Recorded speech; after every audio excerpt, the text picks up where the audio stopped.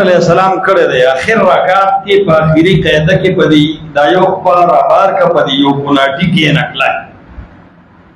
ما چرته احناف ویلي د لږه یغي تورک کړي یو حنفي ته ما به مشر خبره وروایا ما دا تورک ولې نه کوي دي کې الحمدلله زدي غل نه باندې چې سم سلام ما ته مخامخ کړي دا ما ته وی دا خو د پیغمبر علیه السلام د ضعف دوران کې چې کله کمزور شو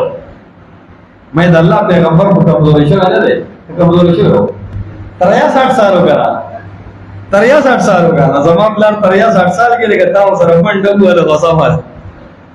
دا خو څنګه د پیغمبر علی السلام څومره تکړه سره یو په خلکو خندق کې خېټي چتول پیغمبر اسلام ته وی وګي یو کان تړلې دي هغه یو کان تړ محمد رسول الله ته خېټه لمن اوچته کړه او خېټه ښکارا کړه درې کاڼي پیغمبر اسلام جوړ دې ته شګي ورته وستري دا سه جنگجو پیغمبر یو جهاد کې لړل بیا را واپس شو بیا لړ پیغمبر علیه السلام څخه واچول صحابه ورته وی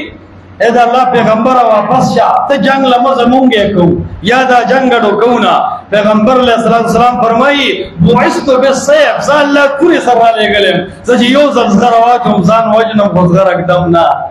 نو کم سړی چې په جهاد کې منځ ته راځي کمزوري کېږي نه دا خبرې مه کوه د ځانه په دې به څلور عوام دوکه کې مونږ خو کدو باندې نه دي ویلي کتابو خو ویلي دي کابلیانو خبره کتابو مو کتلي دي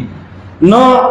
دا خبره غلط ده چې کنه تورک به په بوډاوالي کې کې داسې ګپو خو بالفرض لو سلم جواب تسلیمي به وکړو